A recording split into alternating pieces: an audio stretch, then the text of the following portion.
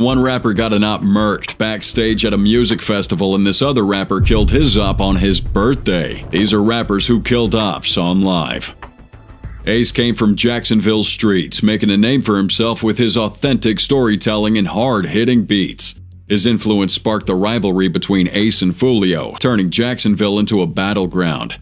Now, the real beef kicked off when Zion Brown, Foolio's cousin, got hit, and it heated up quick, with both Ace and Foolio making waves in the rap game. But their tracks weren't just music, they were war cries.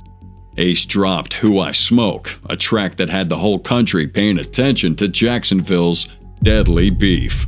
Who I smoke, Bibby. Who I smoke, Techie. Who I smoke, Lil 9. Foolio clapped back hard with When I See You, dissing Ace and his fallen homies. Ace from the West, how he clicked up with the East Side. He ain't been the same since he's seen the other three die. I'm 2-3 high. Say your goodbye. Gave that boy the business, like a suit and a bow tie. Light them boys block up, like the 4th of July. They got caught lacking, the whole world wanna know why. Went out to eat on his birthday, 4 shot, 3 dead in the worst way. He kept dissing on me, now we smoking 23.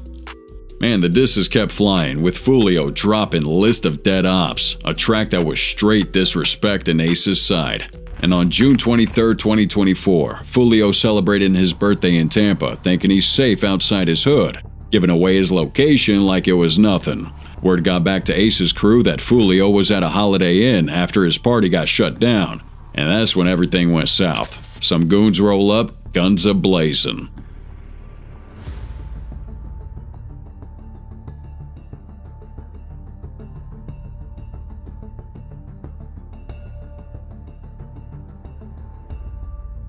Four people caught bullets, but Foolio was the only one who didn't make it out alive. Some say it was Jacksonville ops who made the road trip to catch him slipping. Others think he might have been set up by someone close.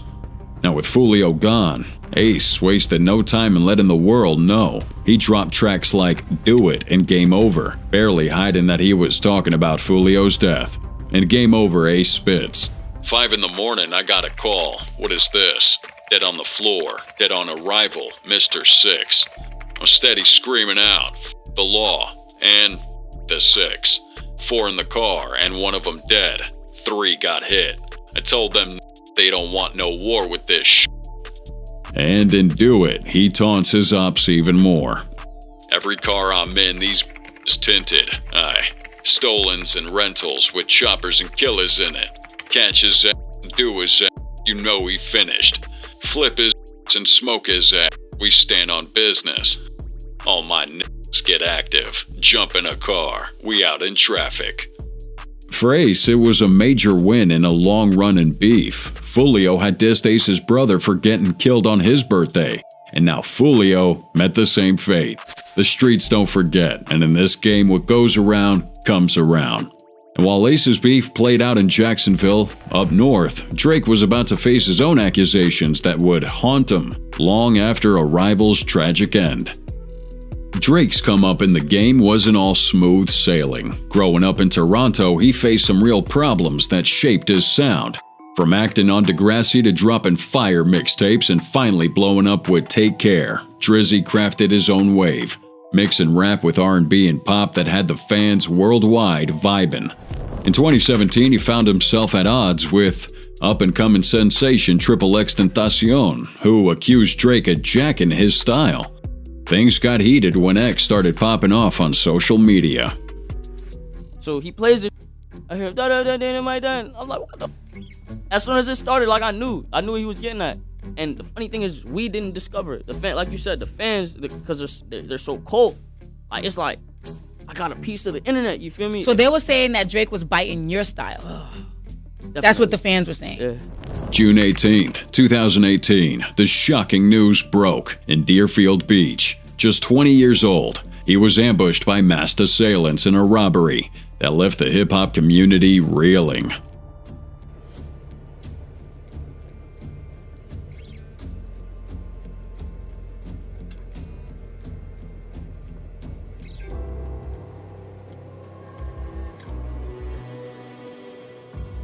As word spread, that rumor mill started churning.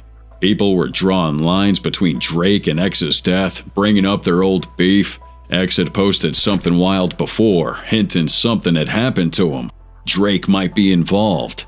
But that post turned out to be some hacker nonsense. No real evidence ever tied Drake to the tragedy. Meanwhile, authorities scooped up the suspects quick. Dedrick Williams, Michael Boatwright, Trevon Newsom, and Robert Allen slapped him with first-degree murder and armed robbery charges. What they thought would be a quick score turned into a lifetime behind bars. And now while Drake's beef remains in the realm of rumor and speculation, another rapper was about to turn industry drama into real-life bloodshed. Plug G, a rising star from Atlanta's rap scene, was making his waves with his hard-hitting bars and authentic flow. But the game can be unforgiving, and Plug G found himself caught up in some serious drama with a former friend-turned-rival. It all pops off at a community event where Plug G showed up unannounced, causing friction with his old crew. They weren't feeling his presence and kicked him out. Like, we was tight. We always been tight, you know what I'm saying? Like, he was my boy. That was my boy, you know what I'm saying? Like, our friendship always been good, you know what I'm saying? Until, like, a certain level of his career came about, you know what I'm saying? One night, Plug G rolls up to the studio in the A, not expecting any trouble, but fate had another plan. As he steps inside, he comes face to face with his old homie, Bankroll Fresh. Words were exchanged, tempers flared, and before anyone could cool things down, fists started flying. The two former friends went at it, tumbling down a flight of stairs in the heat of the moment. He was talking a lot of shit. I was like, bro, I ain't trying to hear that shit. So I turned around trying to, I was finna leave. He tried to mush me. When he tried to mush me, I just grabbed him, you know what I'm saying? Like, grabbed him, and we tussled, we fell down the steps. After their friends broke it up, Plug tried to leave, but realized he dropped his phone in the scuffle. So he goes back to grab it, and that's when things get crazy. His rival and his crew were waiting, strapped and ready for war.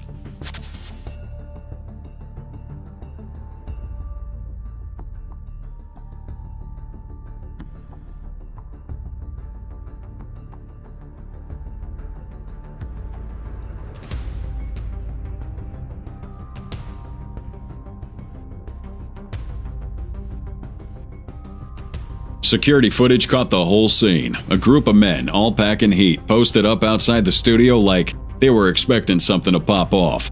When the dust settled, the area looked like a war zone, with over 50 shell casings littering the ground. Bankroll Fresh caught a bad one. At just 28 years old, with his career on the rise, his life was cut short in a senseless act of violence.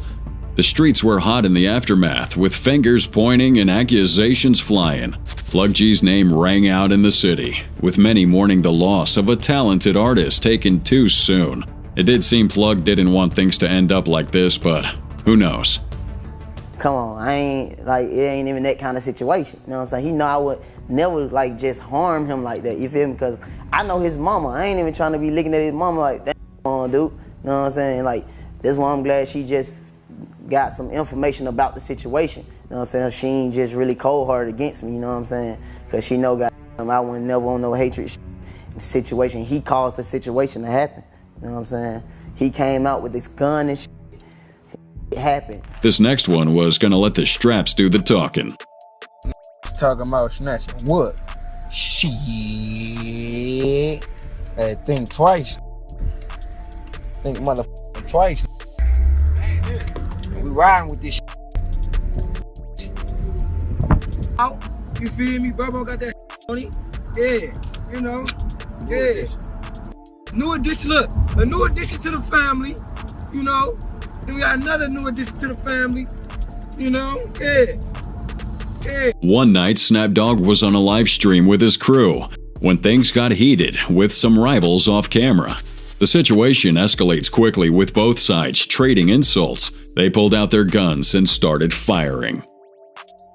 Don't do shit, period. Who this? Who this? Get blue? You talking your hey, all lot of gay shit, nigga. We ain't gonna play with nobody out here. We ain't gonna play with nobody out here, nigga. We ain't gonna play with nobody out here. For real. You already know. I'm snap. What's happening?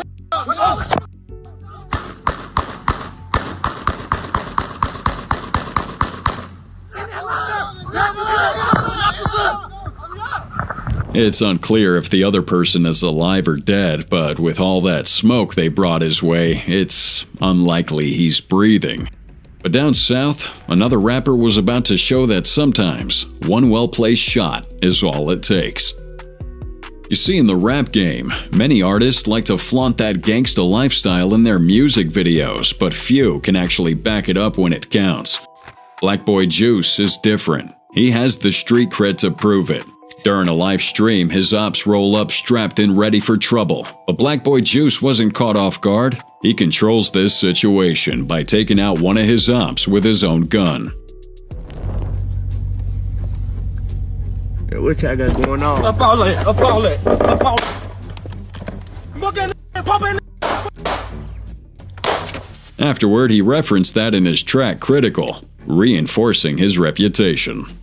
I got hit up, but can't nobody say they robbed me. Last tried, then I had to leave the crime scene. While some claim the confrontation was staged, it didn't diminish the respect he earned. Mr. Juice showed that he could hold his own when it mattered, solidifying his status in a dangerous game. But turning the game while getting robbed is one thing, and offing your op at a music festival is another. YG and Draco the Ruler's beef has been simmering for years, rooted in industry politics and street rivalries. The tension between them escalated after YG made some comments about younger rappers during an interview, which Draco took as disrespect. On December 18, 2021, both artists were set to perform at the Once Upon a Time in LA festival. The event, featuring big names like Snoop Dogg and 50 Cent, was highly anticipated by hip-hop fans, until a commotion broke out backstage, and Draco was surrounded.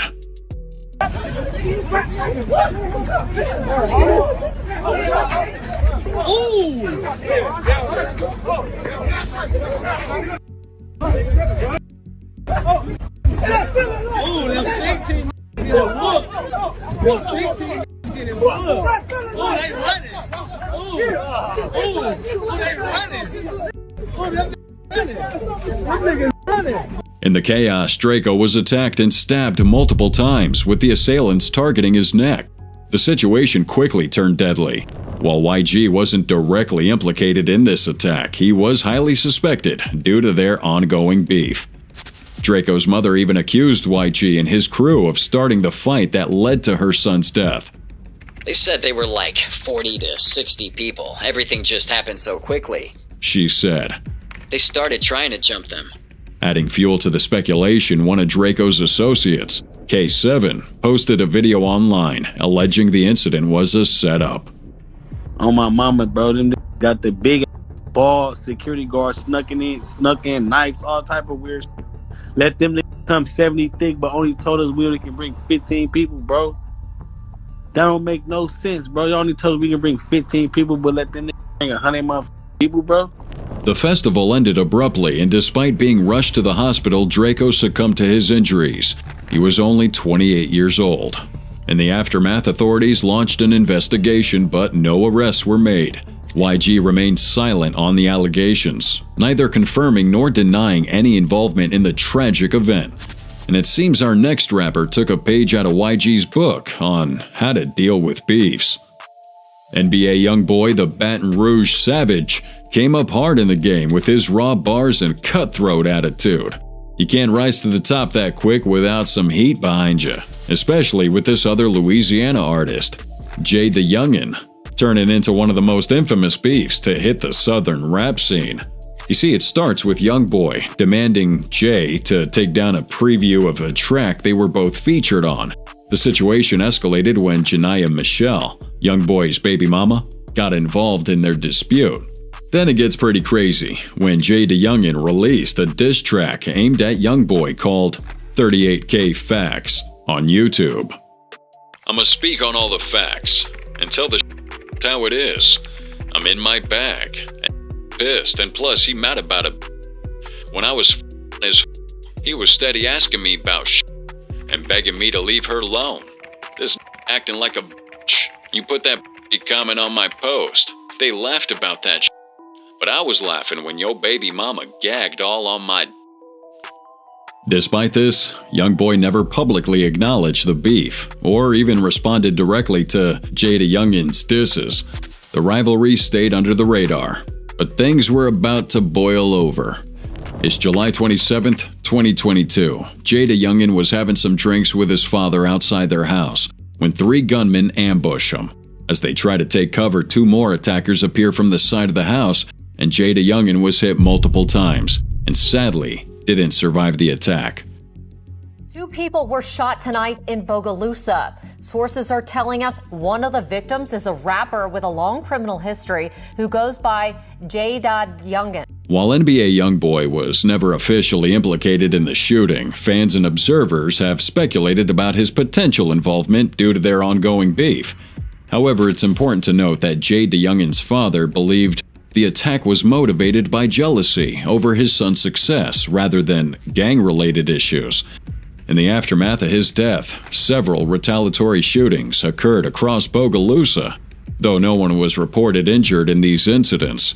The police made some arrests, including Jada Youngin's best friend, rapper FG Famous, in connection with these retaliatory attacks.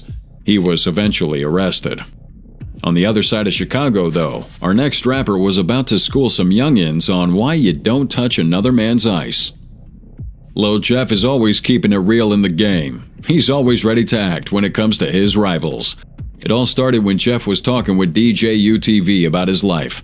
When asked if anyone ever took something from him, Jeff mentioned some guys who stole his watches and jewelry. Have someone ever tried to take some of your belongings from you? Now listen, I ain't gonna lie. They did run off on me before. I will tell you that. Did what they did. Now, Jeff didn't realize his words were about to set off a chain reaction. The 2 young guys who took his stuff, Robert Boston and Ontario Williams, thought they were tough. These guys were showing off his gear on Instagram, not knowing they're putting themselves in serious danger, cause Jeff ain't playing around. Niggas ain't coming like, look, tell the ops, stop wearing that, stop wearing that fake 50K! Bitch, bitch off on. We got like 50K! Damn! That fake AP they got down there, man. Y'all ain't fake AP. I just turned up Cartier AP. On January 26th, 2024, both those boys were shot while leaving school in Chicago. Boston was hit in the chest while Williams was shot in the chest and hip.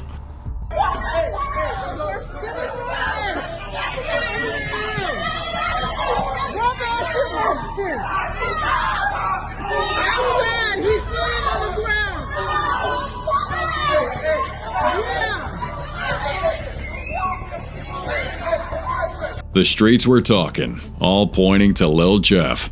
And this guy, he didn't even try to hide it. He goes on IG Live, basically admitting he just shot 2 guys for messing with him.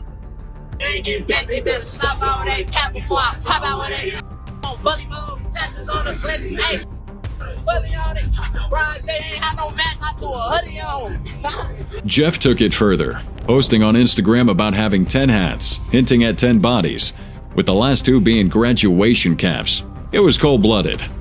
In the tracks, he kept the talk going. On 333, he rapped about time being up for those who took his watches. That off with them watches. You should have known that time was up. And on his biggest hit, he was talking about consequences for actions.